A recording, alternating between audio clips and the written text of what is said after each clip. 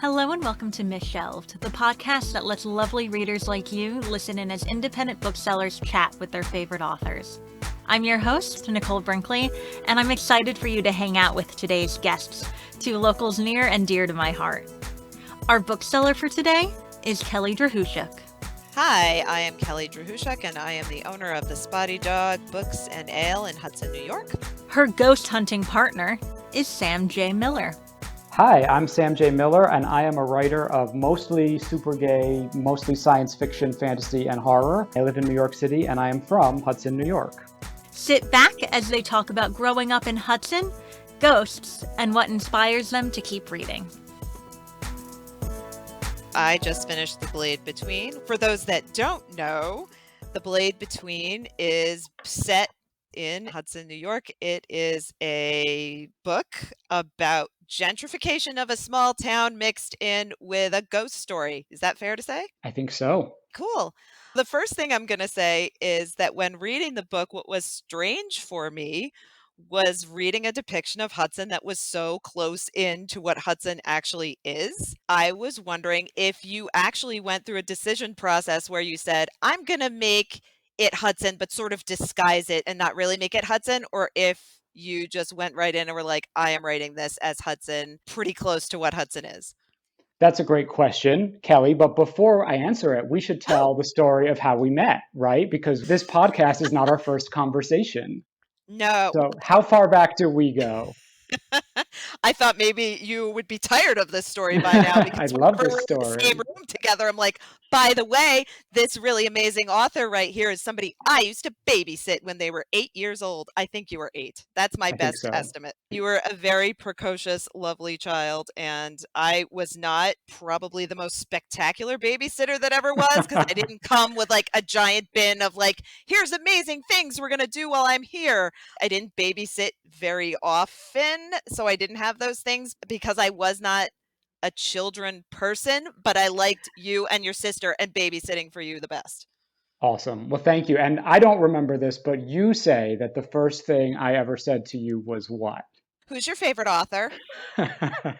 Which is so appropriate. I didn't know how to answer because you were 8. So I'm like, what do I say to who's my favorite author to somebody who's 8? But I said I was reading Shakespeare in my English class and I was really enjoying it, figuring maybe an 8-year-old would know who Shakespeare was. And you said, okay, my favorite author is H.G. Wells. Look at us. Look at how literate, look at how smart we were way back then. Even then. Reading all that smart stuff. Yeah, not bad. Yeah, and look at us with a life in books. To your question, it definitely was a really conscious decision of, let me focus all of my white hot rage and weird, complex feelings of love and hate into the Hudson as I know it. But yes, it was intentional, and it was a really deliberate thought process to set this in a Hudson that hewed as closely as possible to the Hudson that I know and lived in. But I should caution that that is not the Hudson of reality. That's not the Hudson that is your Hudson or the Hudson of any other given person, right? Everyone's experience is really singular and different. And I moved away from Hudson in 1997. So even though I've been back pretty much every month since to hang out with my family, my experience of it is going to be dramatically different from yours or for someone who has moved there recently. This is a weird, supernatural Hudson with weird ghosts and horror and monsters and subterranean tunnels and all sorts of things that I don't think are real, but they could be. I don't know. People still claim that there are subterranean tunnels, but I've never met a person who is like, yes, I've been in those tunnels.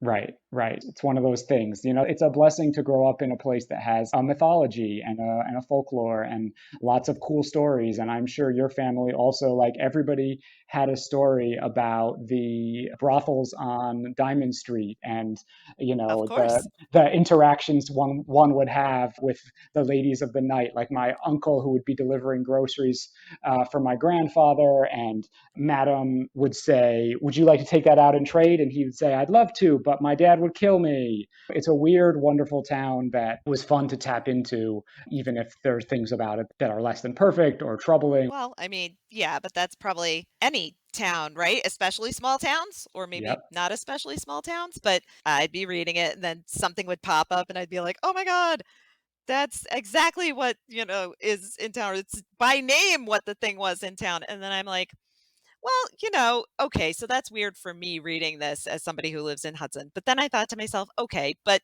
only maybe because Hudson's small, because people write books set in New York City all the time and they don't pretend New York City is some other city. It's still New York, or set in LA, it's still LA, or whatever large city.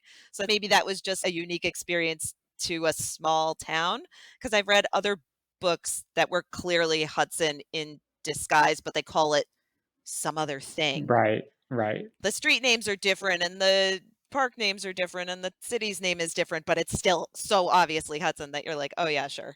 But actually Yep. having it be Hudson was a totally different experience. And then here's the other question I had. So when I'm reading this book, I'm probably having a really different experience than other people, because the main character's name is Ronan. And when I'm reading Ronan, I picture you. And when Ronan's dad pops up, I picture your dad. You, to me, are in a way the main character, although you're not. But I was wondering, how close did you write Ronan to yourself?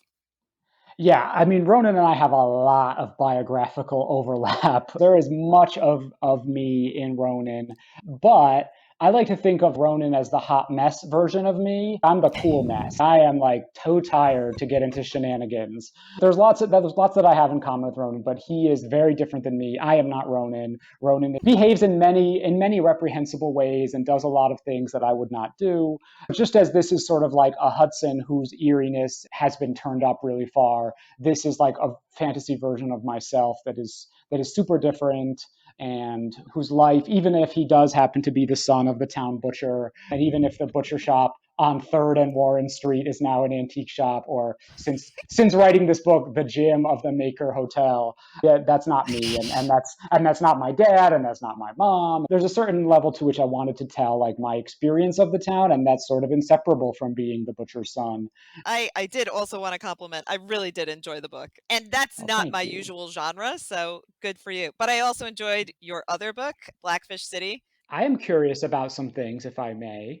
Oh, sure. Like, what is your journey to being a bookseller? The reason I ask is because I feel like I don't know about you, but I grew up feeling like I couldn't live the kind of life that I wanted to live in Hudson. And part of that was because I was gay, and at the time it was super homophobic, and at the time, Hmm. it was economically challenged, and there weren't a lot of jobs. But also it had to do with like not having a lot of people to talk about books with, and wanting to have lots of weirdos that I wasn't finding. So how did you find your way to living a life in books in Hudson? That is a good question. There was not, in the Hudson that both of us grew up in, the sort of experience that I would have liked, or that I would have.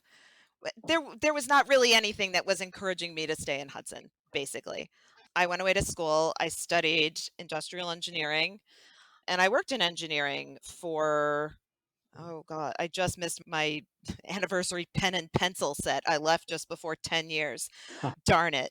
It was enjoyable work, but not really the work I wanted to be doing. I was a safety consultant for an insurance company, which was fun because I got to go to a lot of industrial and office settings and other weird settings that I never would have gotten to go to. So, like, I know how packing peanuts are made, and I know how spaghetti sauce is bottled, and I've been to a mushroom farm. So all those experiences were very cool, but again, it wasn't really what I wanted to be doing. We were living in Jersey City for a time, and then 9/11 happened and we moved back upstate, but I was still traveling around a lot for my job. And my husband and I decided, like, really we couldn't afford to buy any sort of place to live in Jersey City, so we decided to buy a place upstate near home, which was nice. And it's a different experience living in Hudson after being away from Hudson for a time. I think you get to really appreciate how beautiful it is up here, and how much space there is to roam around, and how small towns can be great even when they're challenging. Then we opened an art supply store because my husband's an artist, and I decided to do that as my main job. And then our building that we're in now came available, and it's a family building named after my great, great, great, three greats or four greats grandfather. that used to be a firehouse, and my uncle was going to open a brew pub, second location of his brew pub there, but didn't get around to it. So we ended up in there. He offered us the building. And so that's how we had books and art supplies. And of course, my uncle, being the brewer, thought we should have beer. And so that's what we have. And it has sort of worked out. We're still here. We had our 15-year anniversary this summer. Congratulations. It sucks you couldn't really celebrate it.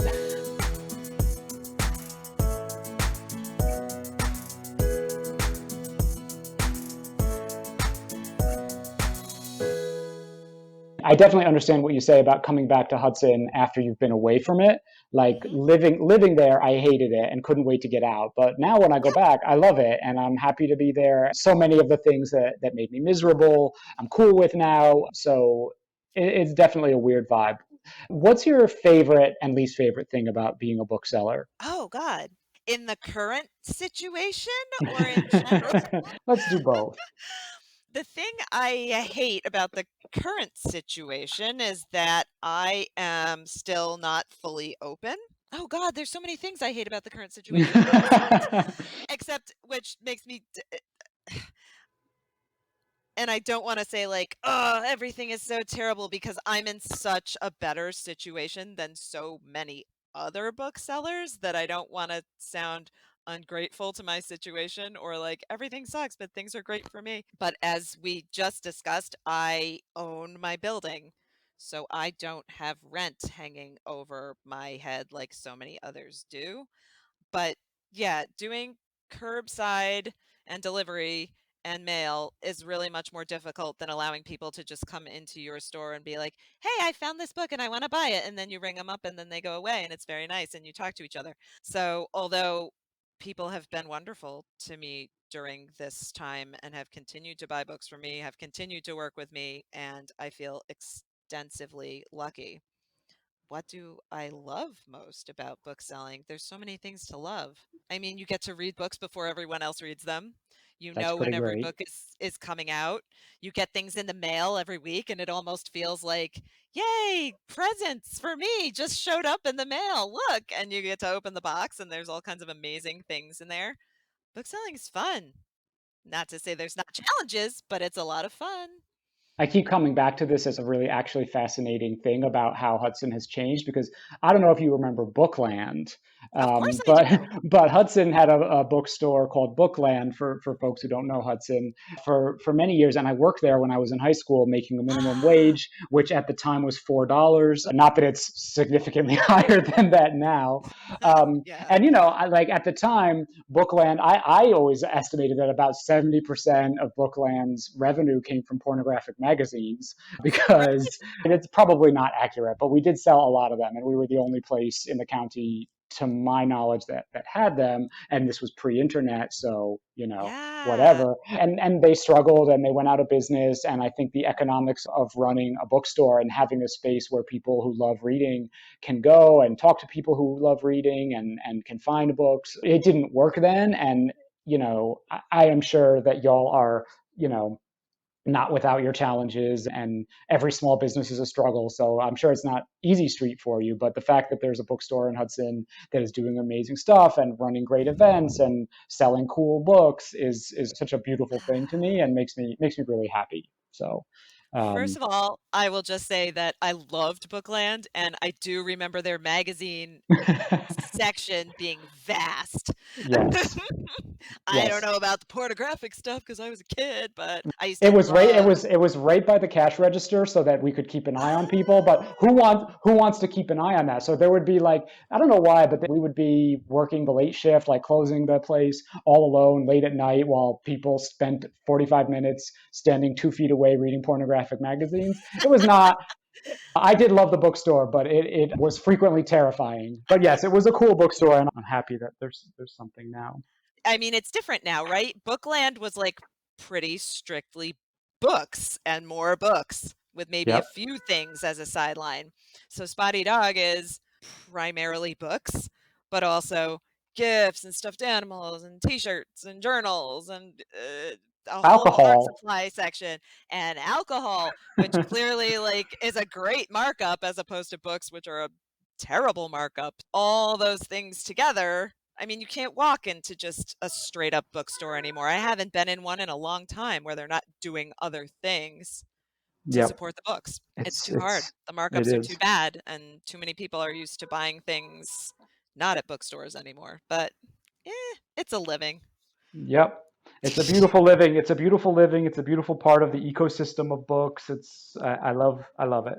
And I miss it. And, you know, I've been watching The Crown, like a remote watch weekly with a bunch of my friends. And there was a scene where Prince Charles goes to a library. And I just had this visceral hunger for being in a library or a bookstore or a room surrounded by books that aren't my own. And so I miss it. I need to go back. I get and understand that I can't be in one right now, but I need them.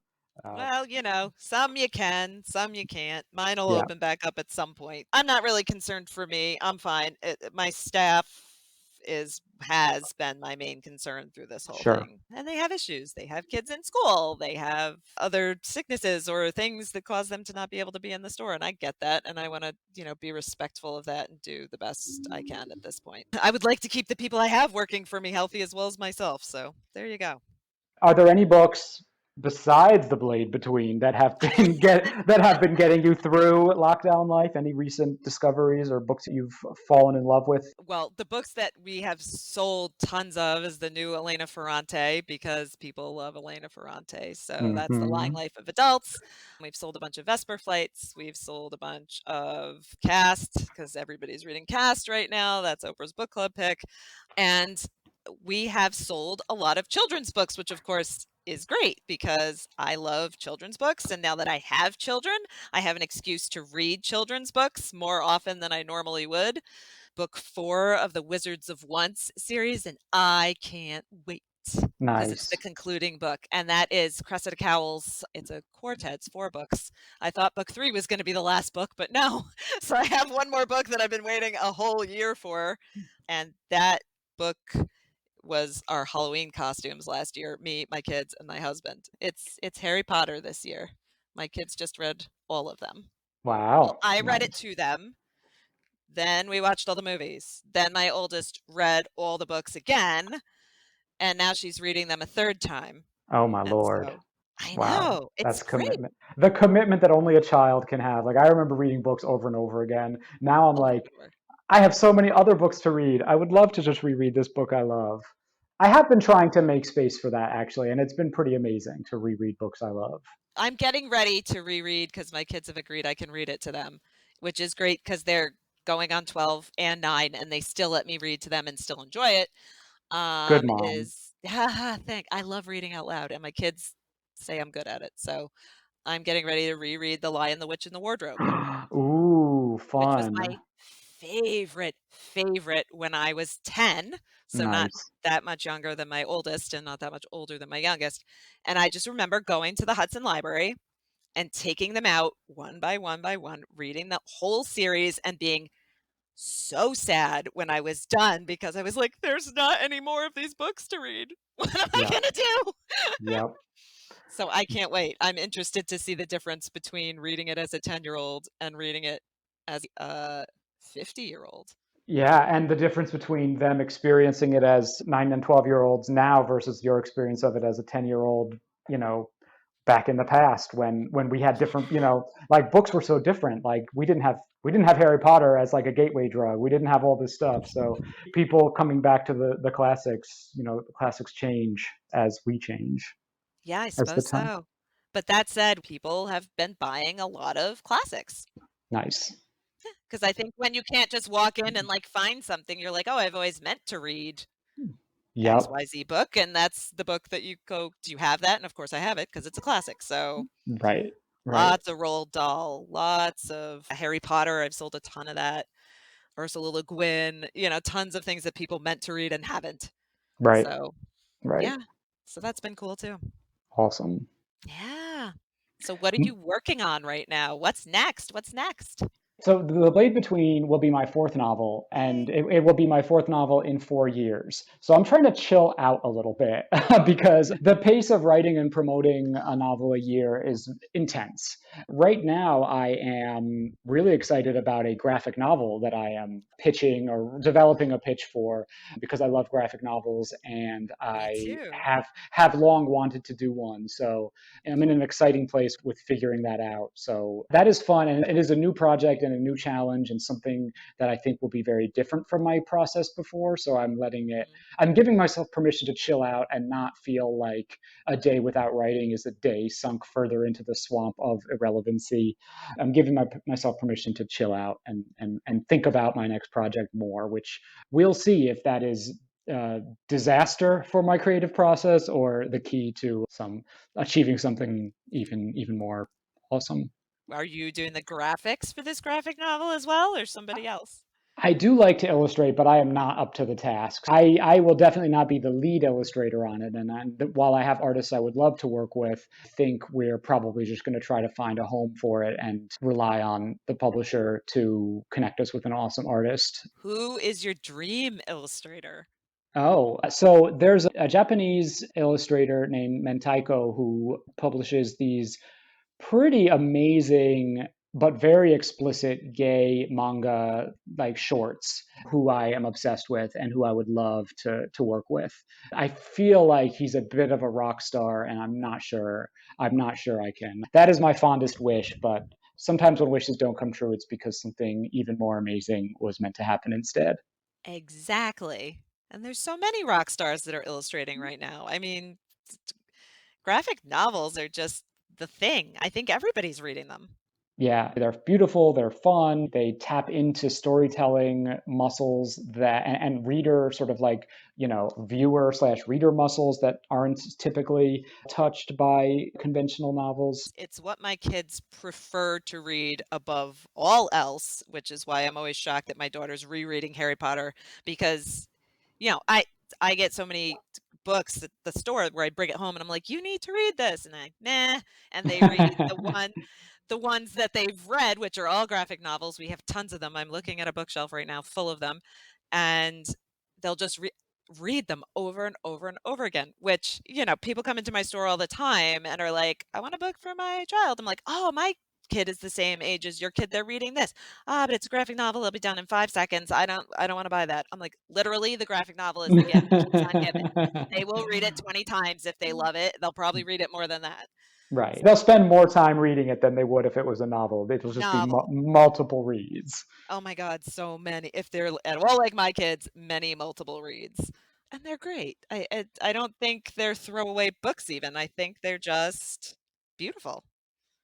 I mean, who doesn't love good art? The book that I am like super on fire in love with that just came out is called These Violent Delights by Micah Nemerever, which came out in September and is brilliant. Like I had shortness of breath the whole time I was reading it because I just couldn't stop. And it's like probably not for every palate because it's about a really disturbing relationship between two boys in the 1970s. I wouldn't call it a romance, but it is a gay relationship that is extremely twisted, but really incredibly done and really brought to life in really vivid ways. And it's like a sort of adaptation of the Leopold and Loeb story. So of Oh, course yeah. it leads to unspeakable horror. It does a successful job of doing something awful, which is not to everyone's taste, but I loved it and I really am recommending it to everyone I can.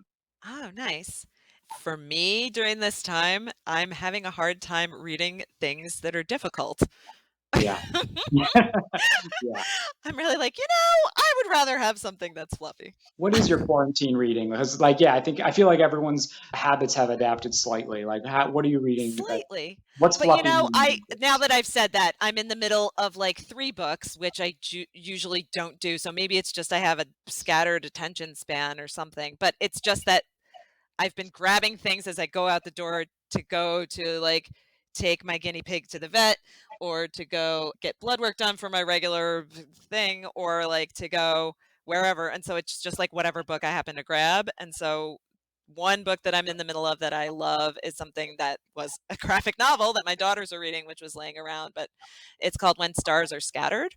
Nice. And it's by Victoria Jameson, who wrote Roller Girl. Roller Girl won a Newbery honor, didn't win the actual prize, but I think it was one of the first graphic novels that did. And this new one is really beautiful. I'm only, I don't know, like a third of the way through, but my daughter loved it and was like, "You have to read it, Mom." It's set in a refugee camp in Kenya. Wow. And it's about one of the kids who lives there who doesn't know where his parents are, and he's in charge of his younger brother. And it's about him struggling to go to school and just sort of survive there. So, yeah, that's not exactly light reading, but it's lovely.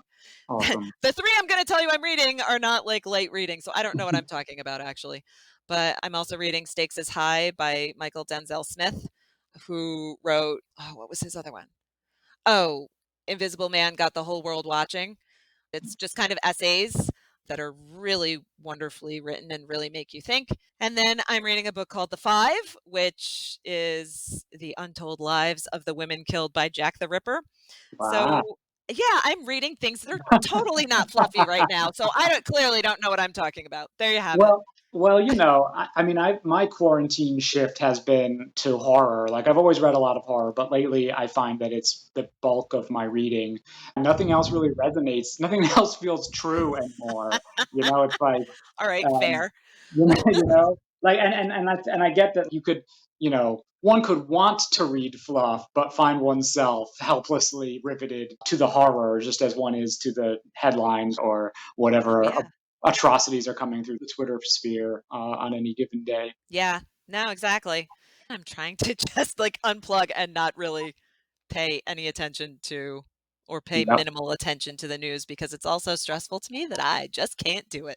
Yep. Yep. I spent 15 years as a community organizer working on issues of homelessness and policing and housing and just, basically having to confront unspeakable atrocity every single day. And the key to my survival in that work for so long and the key to my continued survival is I never watch the news. I never listen. Like I tune out all that as much as possible. And basically the news that I get is like secondhand through people talking about it on Twitter. I can only infer what has happened based on the outrage of my friends and followers.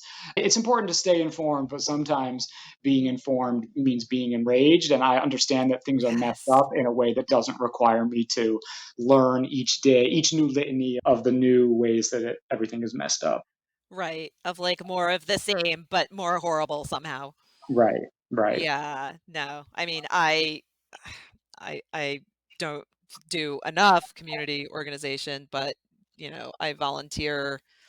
I try and help at Planned Parenthood and I go to marches for women's rights and things as much as I can. One of the things that I miss the most about being in a place that we're in now where bookstores don't exist in the same way, like there's a community aspect of being a writer and being a reader that is hard to access, and it exists online through social media, but it's tough. What are there things you've discovered or done to sort of like fill that gap of community and the family of readers and writers? Gosh, I wish for me it's hard because I feel that although it's wonderful that we have this option of doing all these things remotely and online because I mean if we were locked down and didn't have those things how much harder would it be? But to the same token, it's just not the same. No. It doesn't it's wonderful. I've been quote unquote to some things online that I've loved. It's, like my trade show for book selling, my regional was online. And although I learned some nice things, I saw some great authors, I got some great information. It's just not the same for Sure. me. For me, it's hard. Yep. Yeah, So, it's weird. I love the remote events, and sometimes it can be amazing to like sit in your pajamas and curl up on the couch and attend a book event that doesn't require 45 minutes of public transit to get to. The connectivity and the energy of it is really different, and I do love being in a room full of people who are excited about a book or a reader or a story or whatever it is that you're talking about. We're figuring it out. We'll continue to figure it out, I'm sure. you got to figure it out because you got no other choice. Why don't we finish with what's one thing you think about that keeps you motivated these days? that no matter how rough things are, things have been a million times worse for tons of people at tons of points in history, and they are a million times worse for tons of people right now. And no matter what kind of like oppression or violence or exploitation or tyranny we are confronted with, people have done that throughout history and have survived and fought back and resisted and won eventually and made great art about it. Even if the current moment is dark, there will be a less dark moment where we can sing and dance and celebrate again. It's been a pleasure talking to you. I know. I miss you. It's great talking to you. It's great talking about books. There will be a time when we can hang out at the Spotty Dog with tons of awesome people again. Well, the door to the Spotty Dog on nice sunny days is always open, and we sell on the sidewalks. Should you want to get in touch with the Spotty Dog or find us out in the cloud, so to speak, you can go to the Spotty Dog's website at thespottydog.com, which also has a link to our bookshop.org page. And you can find us on Facebook and Twitter and Instagram at Spotty Dog Books. Awesome. And you can learn more about me and my books on my website, which is samjmiller.com. And any booksellers or librarians, I love doing visits, even Zoom visits. And so there's a contact form on my website, samjmiller.com/contact, to reach out. Thanks for listening.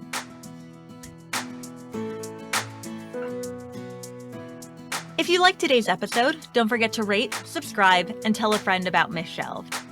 To keep up to date with all of our bookish hijinks, follow us at Misshelved Pod on Twitter and Instagram. If you really like what happens here, and we hope you do, head over to our Patreon page to help fund this podcast and our Misshelved newsletter. Thank you for listening, and as always, happy reading.